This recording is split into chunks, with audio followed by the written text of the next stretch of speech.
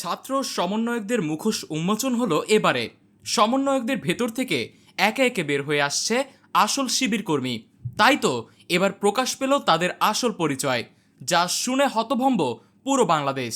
তাহলে কি এই সমন্বয়কদের নিয়ে পূর্ব পরিকল্পনা ছিল শিবিরের? তাহলে কি এবার বাংলাদেশের পরিস্থিতি হবে আরও ভয়াবহ? আর হাসিনার আমলে যেগুলো কাজ করেছিলেন শিবির কর্মীরা, সেই কাজগুলোই কি পুনরায় তারা করতে চলেছে? তাহলে কি এই ষড়যন্ত্রের পেছনে ডক্টর ইউনূসেরও হাত রয়েছে? এছাড়াও জানবো কারা কারা সমন্বয়কদের মধ্যে শিবির কর্মী, তাদের নাম ও তাদের আসল পরিচয় কি, এবং শিবিরের কোন কোন পদে তারা এখনও স্থায়ী রয়েছে। ঢাকা বিশ্ববিদ্যালয়ের ছাত্র রাজনীতি নিষিদ্ধ ইস্যুতে যখন আলোচনার তুঙ্গে, তখন দীর্ঘদিন ক্যাম্পাসের সাংগঠনিক কার্যক্রম চালাতে না পারা বাংলাদেশ ইসলামী ছাত্র শিবিরের নেতারা প্রকাশ্যে আসছেন। প্রথমে প্রকাশ্যে আসে রাবি শাখার ছাত্র শিবিরের সভাপতির পরিচয়, তারপর শিবিরের সেক্রেটারি এস এম ফরহাদের পরিচয়। যখন সামনে আসে তখন শুরু হয় তুমুল আলোচনা। কেউ বলছেন তিনি ছাত্রলীগ করতেন, আবার কেউ কেউ দাবি তোলেন তিনি নাকি ছাত্রলীগ নেতাও ছিলেন। বিভিন্ন সময় তাকে ছাত্রলীগ নেতা তানভীর হাসান সৈকতের সঙ্গেও দেখা গেছে।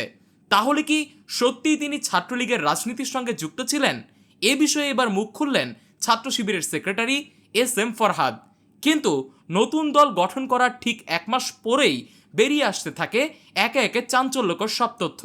তাই তো সম্প্রতি বাংলাদেশের ঢাকা বিশ্ববিদ্যালয়ের দীর্ঘ সময় পর প্রকাশ্যে এসেছে জামাতে ইসলামীর ছাত্র সংগঠন বাংলাদেশ ইসলামী ছাত্র শিবির। বিশেষ করে বৈষম্য বিরোধী ছাত্র আন্দোলনের একজন নেতা ছাত্র শিবিরের সভাপতি হিসেবে আত্মপ্রকাশ করায় এ নিয়ে আলোচনা আরও তীব্র হয়েছে। ছাত্র শিবিরের প্রকাশ্যে আসা ও বিশ্ববিদ্যালয় প্রশাসনের সঙ্গে বৈঠকে অংশ নেয়ার ঘটনায় ইতিমধ্যেই নিন্দা ও প্রতিবাদ জানিয়েছে বিএনপির ছাত্র সংগঠন, জাতীয়তাবাদী ছাত্রদল সহ ঢাকা বিশ্ববিদ্যালয়ের সক্রিয় অন্য রাজনৈতিক দলের ছাত্র সংগঠনগুলো। তবে প্রশ্ন উঠছে, তাহলে সব সমন্বয়করা কি শিবির কর্মী?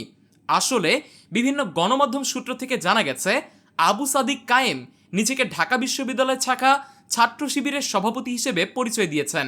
এমন একটি সময়ে সাদিক কায়েম নিজের রাজনৈতিক পরিচয় প্রকাশ করলেন যখন বিশ্ববিদ্যালয়টিতে অনির্দিষ্টকালের জন্য ছাত্র ও শিক্ষক রাজনীতি বন্ধ করার আলোচনা চলছে।